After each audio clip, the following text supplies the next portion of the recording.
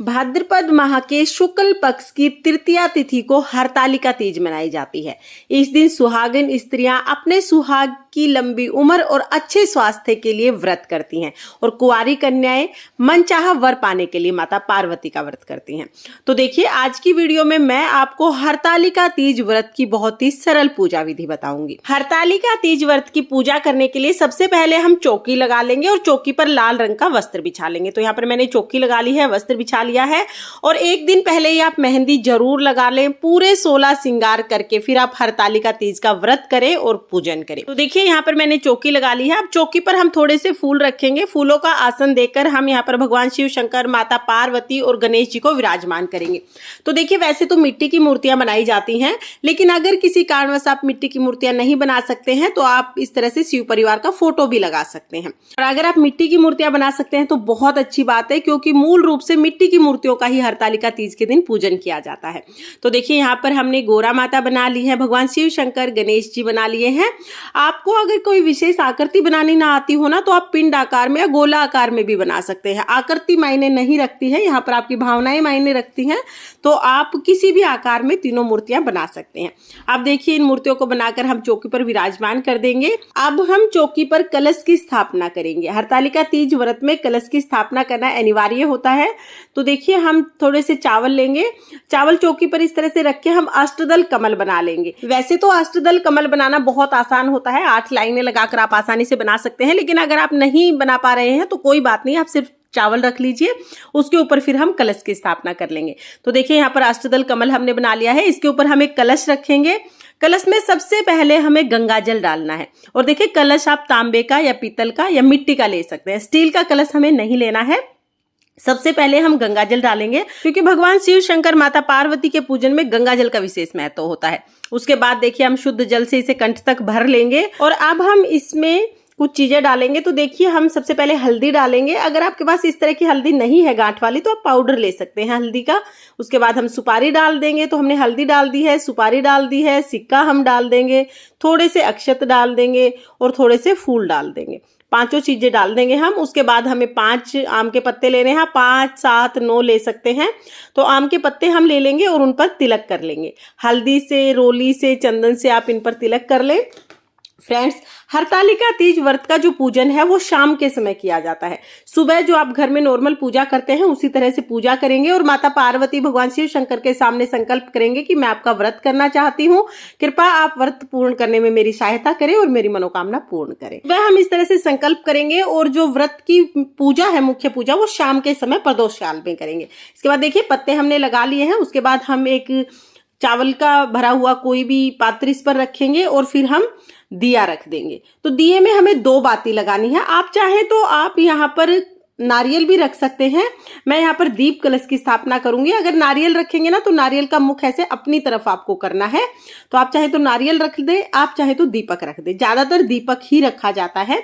तो यहाँ पर 2 बाती का हमें दीपक जलाना है। तो देखिए, ये हमने दीप कलश की स्थापना कर दी है।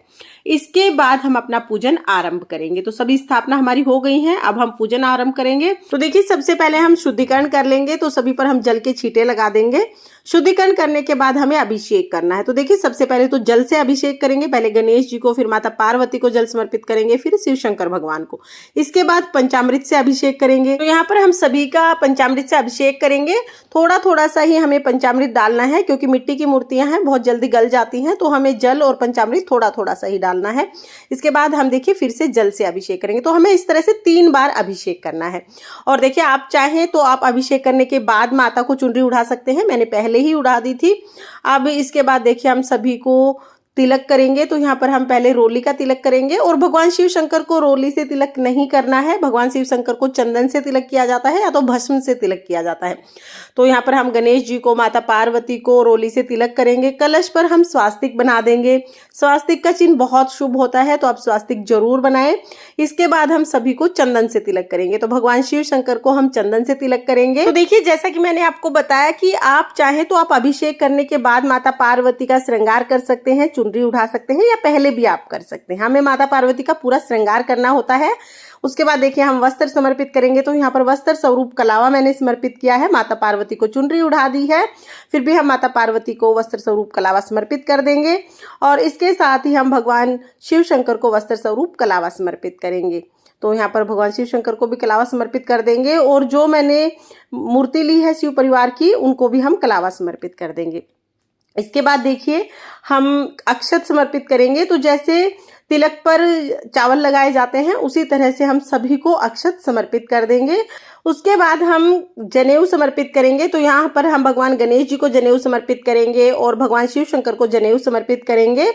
जनेऊ समर्पित करने के बाद हम भगवान शिव शंकर को, माता पार्वती को, गणेश जी को, सभी को बेलपत्र समर्पित करेंगे। देखिए हरतालिका तीज का व्रत माता पार्वती ने जंगल में किया था और वहां पर उन्हें जो भी चीजें उपलब्ध हुई उन सभी से उन्होंने भगवान शिव शंकर का पूजन किया था। जैसे भांग, धतूरा, मदार, जो भी चीजें उन्हें मिली उन्हीं से उन्होंने पूजन किया था और उसी पूजन से प्रसन्न होकर भगवान शिव शंकर ने उन्हें पत्नी के रूप में स्वीकार किया था। हरतालिका तीज का व्रत करके ही माता पार्वती ने भगवान शिव शंकर को पति के रूप में प्राप्त किया था। तो जब भी हरतालिका तीज व्रत किया जाता है तो भगवान शिव शंकर की जो ये पसंद की चीजें होती है, जैसे भांग, धतूरा, मदार, ये सभी चढ़ाई जाती हैं। इसके साथ ही हम फूल समर्पित करेंगे। तो जो भी फूल आपको मिल जाए आप वो फूल समर्पित करें। भगवान शिव शंकर को आप हो सके तो सफेद रंग के फूल समर्पित करें और माता पार्वती को लाल रंग के फूल समर्पित करें। इसके बाद हम सुहाग समर्पित करेंगे। तो देखिए सुहाग का सामान ले ले, 5, 7, 9 जितनी भी चीजें हो वो आप ले सकते हैं। 16 श्रृंगार हो सके तो 16 श्रृंगार ले। इसमें से देखिए जो चूड़ियां हमने ली हैं, कुछ चूड़ियां हम माता को समर्पित कर देंगे और जो भी हमने सामान लिया है ना श्रृंगार का, उससे हम माता पार्वती का श्रृंगार करेंगे। तो जैसे आपने काजल लिया है, बिंदी ली है, चूड़ी ली है, जो भी चीजें हमने ली है वो पहले हम माता पार्वती को थोड़ा लगा देंगे, उससे माता पार्वती का श्रृंगार कर देंगे। तो जैसे मैंने यहाँ पर काजल लिया है तो काजल से श्रृंगार कर दूंगी। वैसे मैंने माता पार्वती को बहुत अच्छे से सजाया है। कैसी लगी पार्वती माता मुझे जरूर बताना। लेकिन जो हमने सामान लिया है वो सभी हमें माता पार्वती को लगाना है। यहाँ पर देखिए उनके हाथों में हम मेहंदी लगा देंगे और थोड़ी सी मेहंदी हम अपने हाथ में भी लगा लेंगे। तो सगुन की आप थोड़ी सी मेहंदी जरूर लगा लें, साथ ही आप बिंदी लगा दें और जो भी श्रृंगार का सामान है उसको आप चौकी पर ही रख दें। तो श्रृंगार का सामान हम माता को समर्पित कर देंगे। इसके बाद हम दक्षिणा समर्पित करेंगे। तो दक्षिणा आप पूजा में जरूर समर्पित करें। साथ ही हम श्रीफल यानी कि नारियल समर्पित करेंगे। तो नारियल में हमें कलावा बांध लेना है और ऐसे फूल हम नारियल पे लगाकर नारियल को समर्पित करेंगे। नारियल समर्पित करने के बाद हम ऋतुफल समर्पित करेंगे। तो देखिए क्योंकि तीजा का व्रत है इसलिए 3 फल होना जरूरी होता है। तो 3 फल तो आप जरूर लें, ज्यादा जितने भी हो सकते हैं उतने फल आप ले सकते हैं। तो देखिए हरतालिका तीज व्रत के दिन आटे से घर पर कोई भी मिठाई बनाई जाती है। आप पूड़े बना सकते हैं, हलवा बना सकते हैं, मीठी पूरी बना सकते हैं। तो आटे से कोई भी मीठी चीज बनाकर भोग स्वरूप समर्पित की जाती है। तो यहाँ मैंने पूड़े समर्पित किए हैं। साथ ही भीगे हुए चने हमें जरूर लेने हैं। तो यहाँ पर हम सभी को भीगे हुए चने समर्पित कर देंगे। इसके साथ ही आपने जो भी घर पर बनाया है, जो भी मिठाई आपने बनाई है या मिठाई लेके आए हैं मार्केट से, वो सभी आप समर्पित कर सकते हैं। तो यहाँ पर आप गुड़ समर्पित कर सकते हैं, पतासे समर्पित कर सकते हैं। तो जो भी भोग प्रसाद आप लेके आए हैं आप वो भोग प्रसाद समर्पित कर दें। साथ ही हमें पार्वती माता से सुहाग लेना होता है। तो सुहाग लेने के लिए पहले हम माता पार्वती को सिंदूर समर्पित करते हैं। तो जो भी आपकी सिंदूरदानी है जिससे आप खुद रोजाना सिंदूर लगाते हैं, उससे आप सिंदूर लेकर 3 बार इस तरह से आप सिंदूर लें और माता पार्वती की मांग में लगा दें। तो थोड़ा ज्यादा सिंदूर हमें लेना है क्योंकि बाद में सुहाग लेना होता है। तो हम इसी सिंदूर से वापस सुहाग लेते हैं, तो इसलिए हम ज्यादा सिंदूर लगाएंगे। 3 बार आप ये सिंदूर लगा दें। और देखिए हरतालिका तीज व्रत का पारण अगले दिन किया जाता है। इस दिन पूरा दिन व्रत करना है, निर्जल व्रत होता है। उसके बाद देखिए हम सभी को धूप दिखा देंगे और कथा सुनेंगे। तो हरतालिका तीज व्रत की कथा सुनने के लिए हम 1 लोटा जल ले लेंगे। अपने हाथ में आप चने के दाने ले सकते हैं या आप चावल के दाने ले सकते हैं। खाली हाथ कथा नहीं सुननी है। आप चाहे तो चने हाथ में लेके कहानी सुन ले, आप चाहे तो चावल हाथ में लेके कहानी सुन सकते हैं। तो हाथ में देखिए हमने यहाँ पर चावल ले लिए हैं। अब हम हरतालिका तीज व्रत कथा सुनेंगे। कथा सुनने के बाद जो हाथ में हमने चावल या चने लिए हैं वो हम माता पार्वती, भगवान शिव शंकर, भगवान गणेश को समर्पित करेंगे। कुछ दाने हम लोटे में डाल देंगे और कथा का वीडियो आपको चैनल पर मिल जाएगा। लिंक मैं आपको डिस्क्रिप्शन में दे दूंगी, आप वहां से देख लेना। कथा सुनने के बाद हम आरती करेंगे। तो देखिए यहाँ पर हम कपूर से आरती करेंगे। आप चाहे तो आप अलग से दिया भी जलाकर आरती कर सकते हैं, लेकिन जो कलश पर हमने दिया रखा है उसको हमें नहीं छेड़ना है। तो यहाँ पर हम कपूर से आरती कर रहे हैं। हम भगवान श्री गणेश की आरती करेंगे, भगवान शिव शंकर, माता पार्वती की आरती करेंगे। आरती करने के बाद हम हाथ जोड़कर माता पार्वती से पूजा में रही कमियों के लिए क्षमा याचना करेंगे और अपनी मनोकामनाओं को पूर्ण करने के लिए, अपने सुहाग की सलामती के लिए प्रार्थना करेंगे। इस तरह से हमें हरतालिका तीज व्रत का पूजन करना है। पूजन के बाद देखिए, व्रत जिसने किया है वो कुछ नहीं खाता है, पूरा दिन उसे कुछ नहीं खाना होता है, अगले दिन ही खाएंगे। लेकिन जो भी भोग प्रसाद आपने चढ़ाया है वो आप सभी में बांट सकते हैं। तो घर में जो भी सदस्य हैं सभी में आप भोग प्रसाद जो आपने चढ़ाया है वो प्रसाद स्वरूप बांट सकते हैं। जिसने व्रत किया है उसे ये प्रसाद अभी नहीं खाना है, क्योंकि व्रत का पारण अगले दिन किया जाएगा। तो फ्रेंड्स, ये थी हरतालिका तीज व्रत की पूजा विधि।